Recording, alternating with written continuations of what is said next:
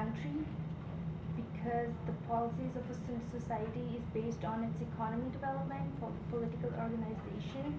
Throughout Africa took on many different forms. A large kingdom arose only where there was a big enough economy so that a great deal of wealth could be accumulated.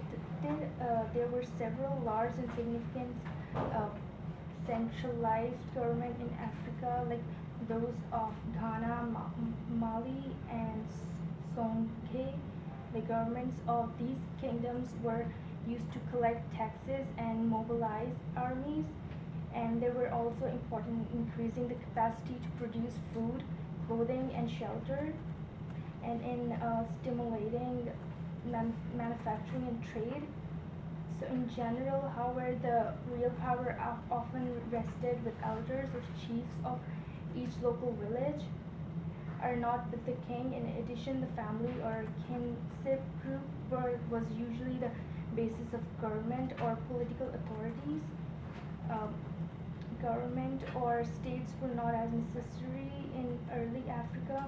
In those societies, the exploitation of a group of people had no development to a significant extent, and a political power was not as needed to rule over the exploited.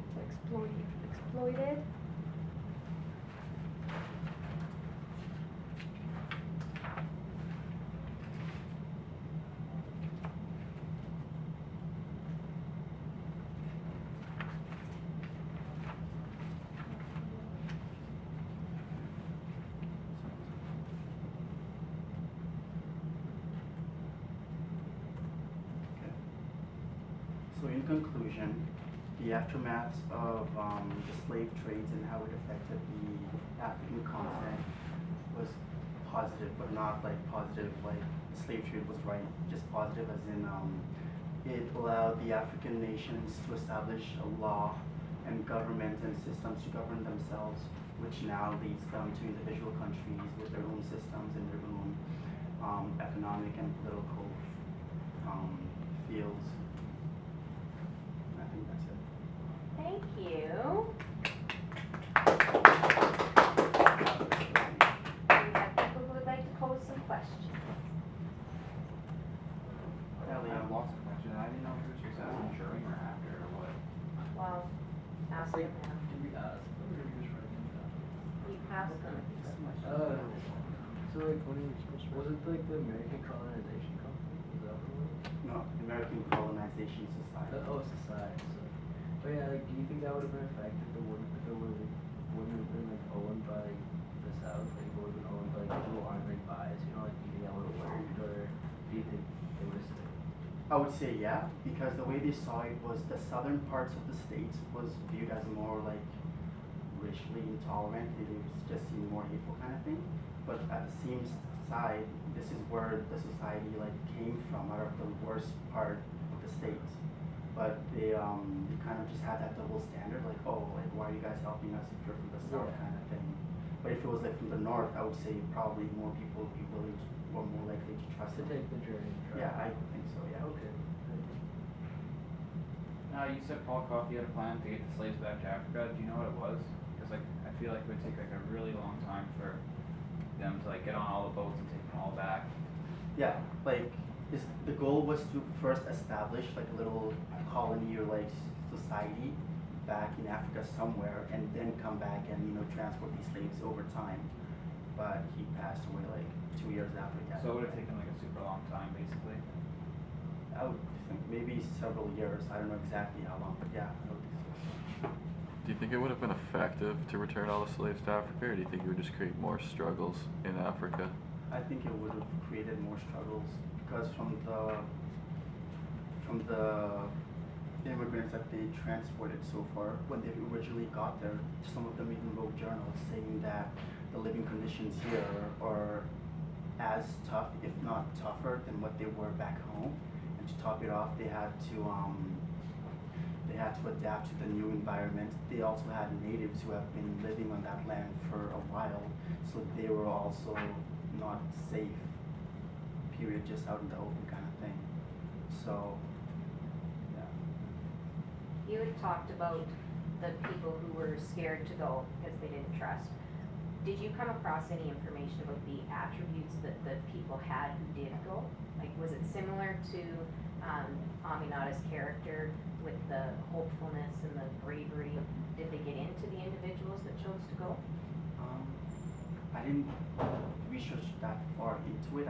And from the 1 or 2 journal entries that I read, there was just about the living conditions and how it was harsh back then, kind of thing. But I couldn't possibly answer.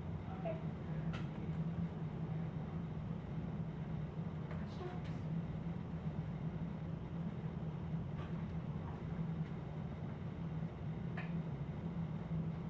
Well, Lachey, how much of the religious divide were you aware of before you started researching the political boundaries? Did you know that one had influenced the other? Well, I always knew about the Islamic religion and Christianity and the indigenous beliefs, but I actually didn't know that like Hinduism and Judaism existed. And like I think that caused a lot of rifts because like I lived in Nigeria and I was there for 12 years, so I wasn't really exposed to those kind of things like Hinduism and Judaism. Like but then that's one of the things that's not really accepted in the society, in the culture. And also, and then there's this group called Boko Haram. They go persecuting people that are not of their beliefs, so that's causing a lot of rifts.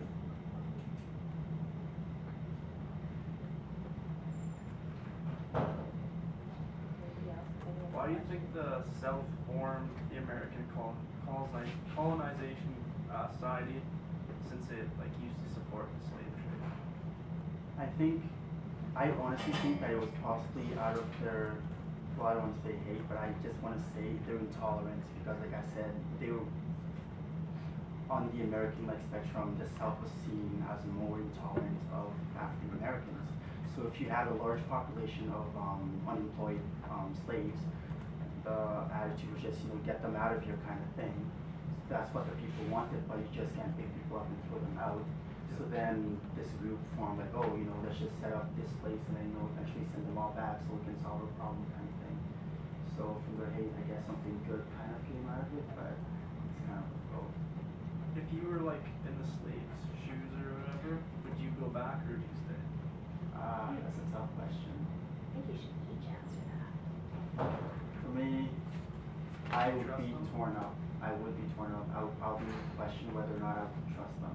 And the fact that I'm being asked to leave a place that my ancestors worked so hard to build, I would probably not want to do that. So maybe I would stay. So what do you refer to when you say, like you said that too when you were presenting, a place that they worked so hard to build? What are you referring to? That from their free labor, the state was able to gain, or the state was able to build a better economy, to build a country kind of thing, and to establish a stronger society as a whole. When you guys presented, it made me think, especially when you talked about the riots, to establish self-government. This can be for any of you, because poor Johnny's been put on the spot. Do you think that when you look at our own current situation in our country with First Nations people wanting to establish self-government, do you think that what happened in Africa could have been possible without violence? No, I don't think it would be possible without violence. Why? Because I don't know, because being in the surrounding, if they were to sit down and talk it out, it would end well. It would just result in violence. Same thing happening with the government at the moment. They just can't sit and right here, the Canadian government, they would sit and talk it out and there's no violence. But in Africa, that can never happen. It's either, even if they did talk it out, they would they would curse each other out. And also with the indigenous religion, which is like an up release or something, they would do rituals and like kill each other, you know. Tied back to their Yeah, cultures. it would be really dangerous without the violence. Hmm? Guess they're too ignorant to like listen to one another. That's a pretty broad statement. Yeah, they are. She agrees with you. Any other questions you wanna pose? Right, thank you very much. Did that,